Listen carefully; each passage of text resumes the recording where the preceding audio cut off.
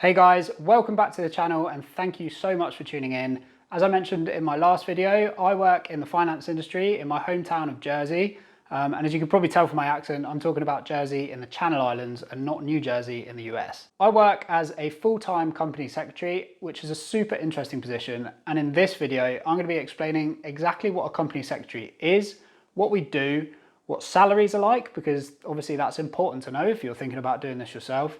And also some of the exams that you might want to have a think about if you are looking to go down this road. By the end of this video, you're going to know exactly what it's like to work as a company secretary and how you can get there if that's something you're interested in doing, or at the very least, if you're just interested in learning a little bit more about what a company secretary is and what we do.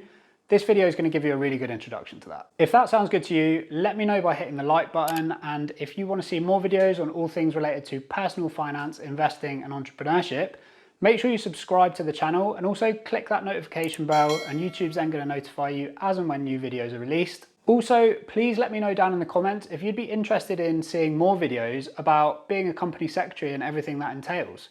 As you know, the focus of this channel is generally around personal finance and investing, but I'd happily create videos around being a company secretary and those sorts of things if that's something you'd be interested in seeing.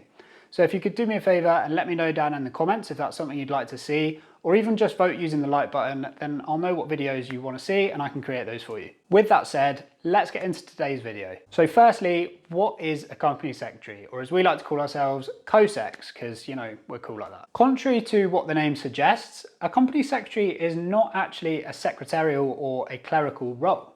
Instead, what we as company secretaries do is we need to make sure that a company operates to a really high standard and that its day-to-day operations run smoothly. That includes making sure that really good governance structures are in place and that policies and procedures are updated as and when they need to be, ensuring that regulatory requirements are followed.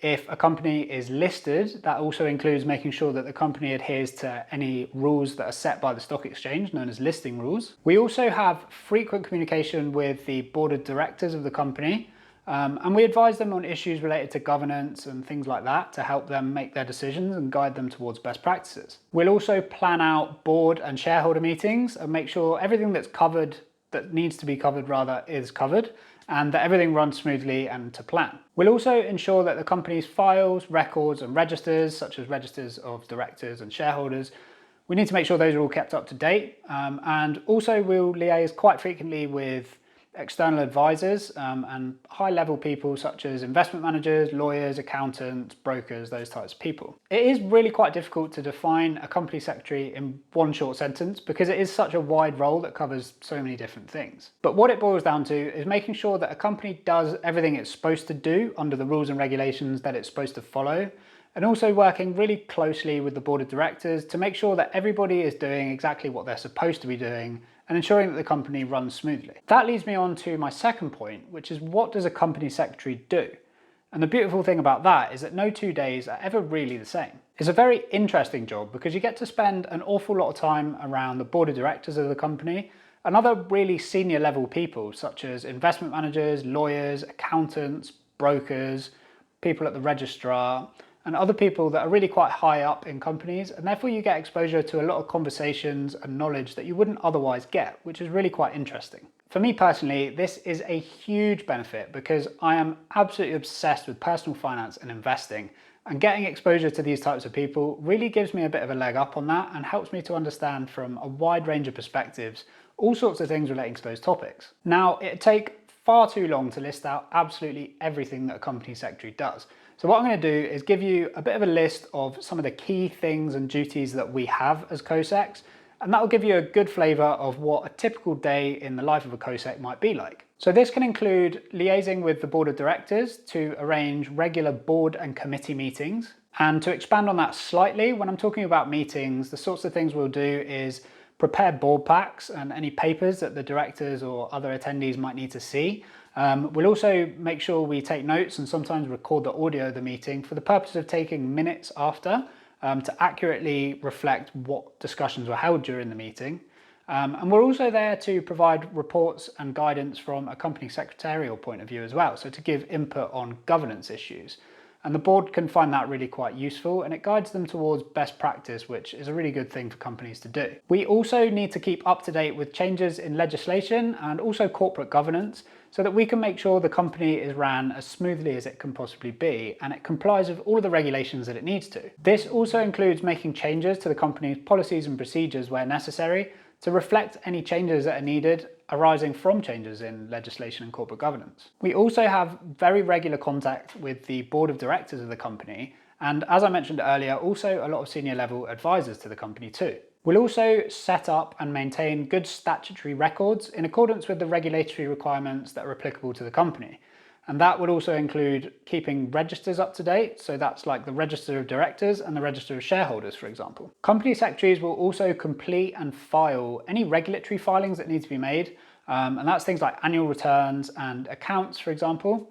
And also any statutory fees that need to be paid alongside those filings, we need to make sure that those get paid too and the company stays in good standing with the regulators. We also assist with the review of any things like accounts, draft prospectuses, draft meeting agendas, and also marketing materials too, just to make sure that those all adhere to legislation where necessary. And the last thing that I'll mention is probably one of my personal favourites, and that is helping out with the training and development of more junior level staff. And I find this to be particularly enjoyable because, as you can see, I really enjoy sharing knowledge. And now the part that you've probably all been waiting for, and that of course is, what are the salaries like? Well, working as a company secretary can be a very well-paying career. The Institute of Chartered Secretaries and Administrators, or ICSA as it's known for short, publish salary data on their website, and this can give us a really good indication of what to expect at the various different stages of your career. Now I'm going to pull up a screenshot from the ICSA website right here so that you can see this information with your own eyes. Starting from the bottom of the table, you can see that on average, a company secretarial assistant can earn anything from 39 to about 47,000, depending on your experience and where you're based. For example, those based in London tend to have a higher average base salary than those based outside of London. Moving upwards, an assistant company secretary could earn on average between 56 and 82,000, again dependent on a number of factors.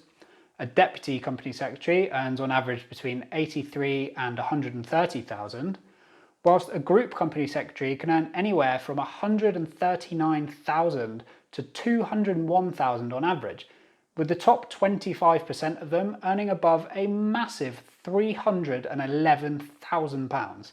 Not bad at all. Now, like I said, salaries do vary massively depending on your level of experience and a number of other factors too.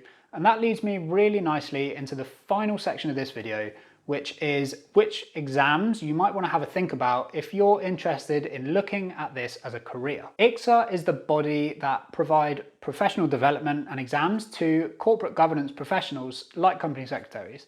And this is definitely the way you want to go if you're interested in becoming a company secretary and going down that road. ICSA's Chartered Governance Qualifying Programme is its flagship programme, and that is aimed at a very high level and will give you all of the skills and knowledge that you'll need to excel in a company secretarial role. This is the highest level of qualification that they provide, and it's a really, really well-respected qualification in the industry. Anyone can apply for this qualification, but it does start at level 6 and it rises all the way up to level 7 towards the end of the qualification, which is equivalent to a postgraduate degree level qualification.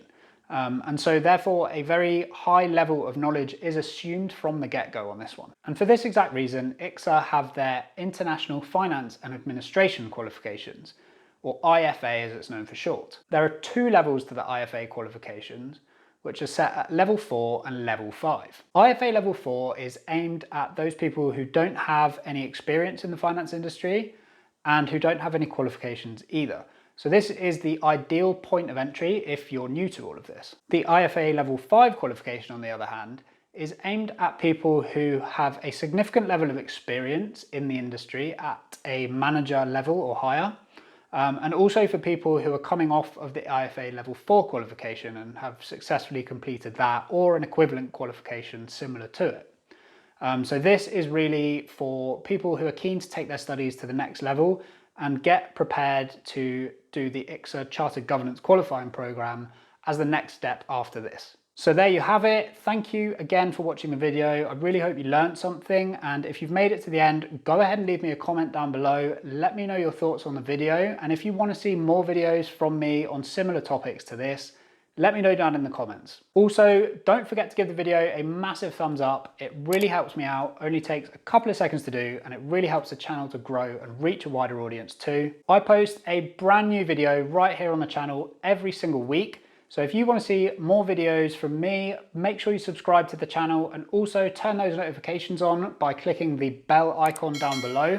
That way YouTube's then going to notify you as and when new videos are released here on the channel.